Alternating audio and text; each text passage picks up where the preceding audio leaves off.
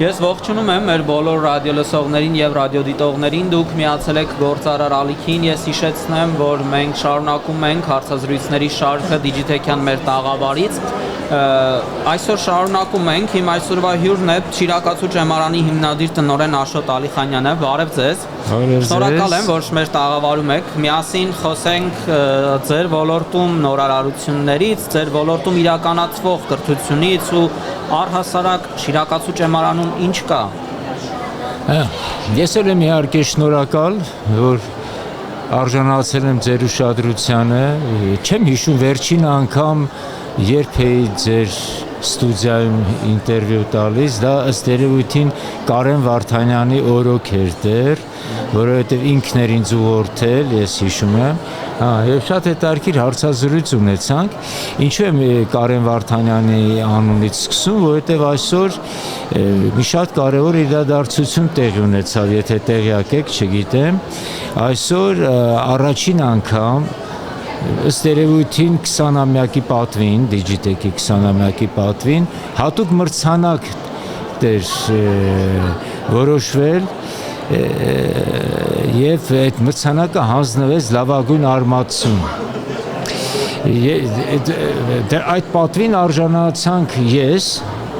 եւ Սեթրակ Վարդանյանը, երևի գիտեք Սեթրակ Վարդանյանին, առաջինը ես էի ելույթ ունենում եւ ներկայացրեցի Սեթրակին, որ ասացի, որ ինքը դե մրցակցությունից դուրս է, Սեթրակ Վարդանյանը Կարեն Վարդանյանի կողքին 1988 թվականից է եղել, հետո բոլոր պատերազմները, բոլոր իրադարձությունները հայաստանյան, մի խոսքով մինչև վերջի վարկյանը իր կողքին է եղել եւ ինքը մրցակցությունից դուրս էր բնականաբար այդ մրցանակը հանձնելու առումով, բայց ես շատ ուրախացա, որովհետև ինպես բազմաթիվ մարդիկ կային, էլի որոնք կարող են այդ մրցանակը հանձնել եւ ինքս ինձ եկա այն եզրակացության, որ ըստ երևույթին, քանի որ ճիշտ է Կարենը ունի հարյուրավոր ասեմ, չգիտեմ, բազմաթիվ համախոհներ, բազմաթիվ գաղափարակիցներ, գործընկերներ եւ այլն, որոնք մեծ պատիվ կհամարեին այդ մրցանակը հանձնելու համար, ես կարծում եմ տեխնոլոգիությունը այստեղ ընդունվեց այն պատճառով, որ նախ մեր ճեմարանի 40-ամյակն է այս տարի եւ ճեմարանը միակ դասական իմաստով նա միակ մեր լիիրավ անդամն է ԱՏԾՄ ասոցիացիայի միակն է։ Ես չգիտեմ, մեկ էլ գիտեմ մեկ ուսումնական հաստատություն, որը ասոցիացված անդամ է, այդ առաջինը, երկրորդը, որ մենք 2021 թվականից սկսած, երբ Կարենը անմահացավ, այդ տարվանից մենք պարտադիր ամեն տարի մեր ուժեղագույն այդ ասպարեզի ուժեղագույն սաներին Կարեն Վարդանյանի անվան մրցանակն ենք տալիս, հանձնում եւ դա շատ ճոխ, շատ ճիշտ ձևով է անցկացվում եւ իդեպ մենք էլ ենք Սեթրակ Վարդանյանին ենք հրավիրում կամ Կարեն Վարդանյանի եղբորն ենք հրավիրում այդ մրցանակները հանձնելու համար, նույնիսկ ես այսօր պատրաստել էի այդ կանոնակարգից, թե մենք ինչ ենք ներողություն, հիմա ես ասեմ։ Ձեր տաղավարում ճեմարանը այսօր ինչով է ներկայանում, ինչ կա այսօր հանրությանը ներկայացնելու ճեմարանը, ինչ նախագծեր ունի։ Ուրեմն մենք 15-ից ավելի նախագիծ ենք ներկայացրել, որոնք պատրաստել են մեր սաները, իրենց ձեռքերով, եւ այնտեղ ես դեռ շատ ժամանակ չունեցա ուղղակի ավելի մոտ տեսնեմ, բայց ես արդեն տեղյակ էի էլի միջև գալը 15-ից ավելի նախագծեր եւ ամենակարևորը այստեղ կար մեկ նախագիծ, որոնք մենք հաղթեցինք այդ նախնում Սևանի ստարտափում եւ այնքան հաջողված էր, որ այդ $7,000 կրկնապատկվեց, դարձավ $14,000, ամբողջությամբ այն նվիրված է գյուղատնտեսության աշխատանքների բարելավմանը, դա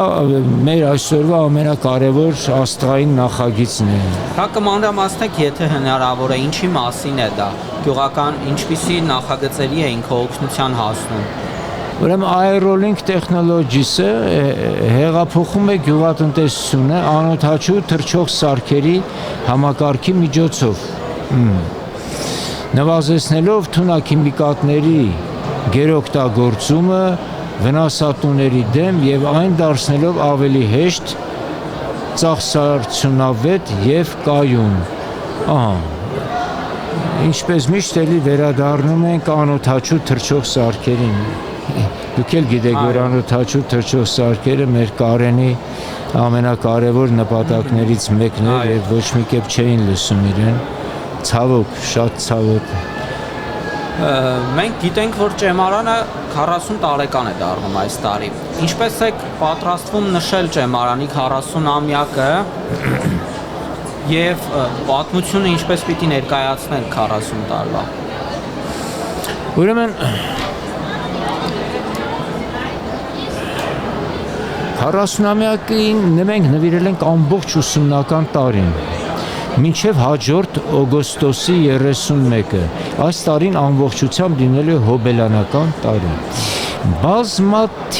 Բազմաթիվ իհարկե ծրագրավորված միջոցառումներ են անցկացում, հախուռն ոչինչ չի լինելու, ամեն ինչ նպատակաուղղված է, ամեն ինչ ճշգրտված է։ Կենտրոնական միջոցառումը, որի մասին ես կուզեմ առանձին ասել, դա տեղի է ունենալու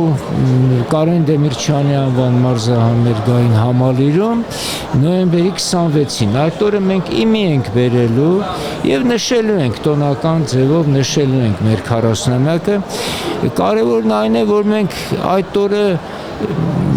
հանդիսությունը միայն եւ միայն մեր ձեռքերով ենք իրականացնելու, որովհետեւ ես համեմատում եմ մեր 10-ամյակը, 20-ամյակը, որ նշեցինք, 30-ը չկարողացանք կորոնավիրուսի պատճառով նշել, այն տարիներին մենք ստիպված էինք լինում նաեւ որոշ խմբեր հրավիրել դրսից, նկատում մշակութային խմբեր, իսկ հիմա մեր ճեմարանի վիճակի ինքնուրույն այդ ամենը կազմակերպի, ամբողջ իմաստը այդ օրվա միջոցառման, դա այն է, որ մենք ուզում ենք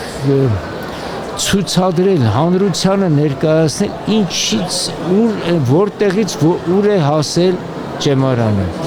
Հիմա ես ինքս է, որ 40 տարի տնօրենն եմ եղել եւ առաջինն եմ մտել այդ տարածք, հիմա հաճախ որ հետադարձ հայացք եմ գցում, ուղղակի զարմանում եմ, ինչպես էր հնարավոր մի կոլեկտիվի ուժերով այսքան բանի հասնել։ Եթե ես նորից սկսելու լինեի, ես չէի կարող այդ ամենը անել։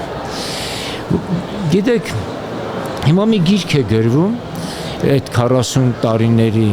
եւ ամեն օր այդ գրքին ծանոթանալով, ավելի խորացնելով, ավելի զարգացնելով, իրոք զարմանալի է եւ ոչ միայն ես այդ գրքի բոլոր հեղինակները էլ, որտեղ մի քանի հոգով ենք այդ կազմում այդ գիրքը,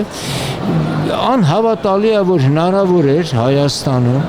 այնպիսի պայմաններում, ինչպիսին են օրինակ լույս չունենալը, չգիտեմ, ջուր չունենալը, գազը եւ այլն, ամեն օր դասանել, դուք պատկերացնում եք, մենք միակ երևի հաստատությունն ենք, որին ուսումնական թվականներին ամեն օր ենք դասանում։ Իսկ դա հենց այնպես չէր արվում, որովհետև ճեմարանի ամբողջ ստեղծման նպատակը, կոնցեպցիան շատ տարբերվում է բազմաթիվ այլ ուսումնական հաստատություններից։ Ասեմ ձեզ, դուք միանգամից կհասկանաք։ Ուրեմն տեսեք, 85 թվին, 1985 թվին ես դարձա համար 94 պրոֆտեխուսումնարանի տնօրեն։ Այդ նույն տեղում, նույն վարում, այսինքն ուսումնարանից հետո ծնվեց Շիրակացու ճեմարանը,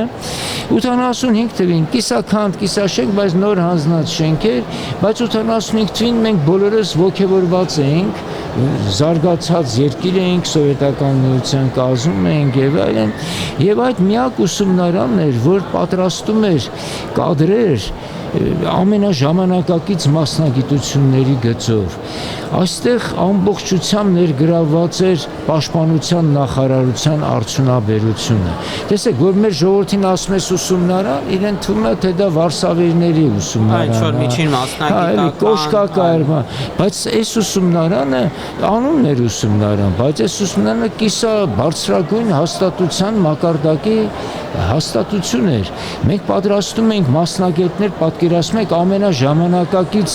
մասնագիտությունների գծով, ռոբոտաշինություն, օրինակ, այն տարիներին ռոբոտաշինություն, բայց ինչու, որովհետև ռոբոտաշինության արդեն առաջին գործարանը պատրաստվում էր Երևանում, դա Մարս գիտարտադրական միավորումն էր, ռադիոսարքավորումների տարբեր գործարաններ, ինչպիսին բազալտ գործարաններ,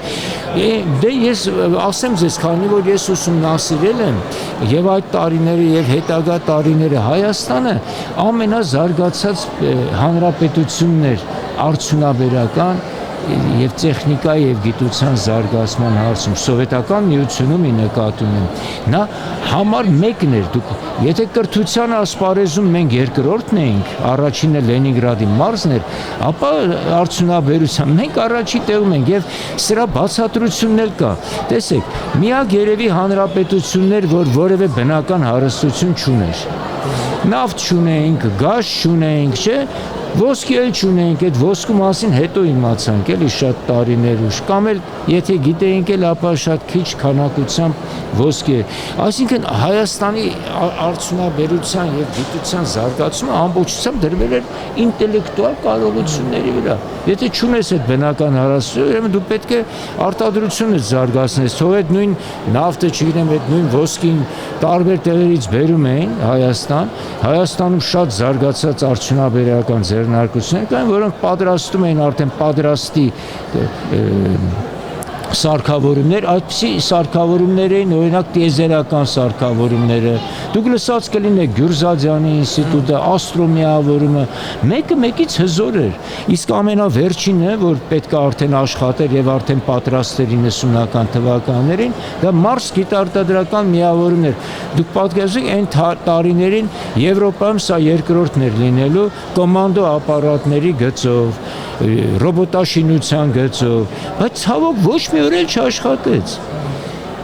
Ոչ մի օր չաշխատեց, որովհետև մենք ընկանք Գորբաչովյան պերեստրոյկայի այդ ավանտյուրայի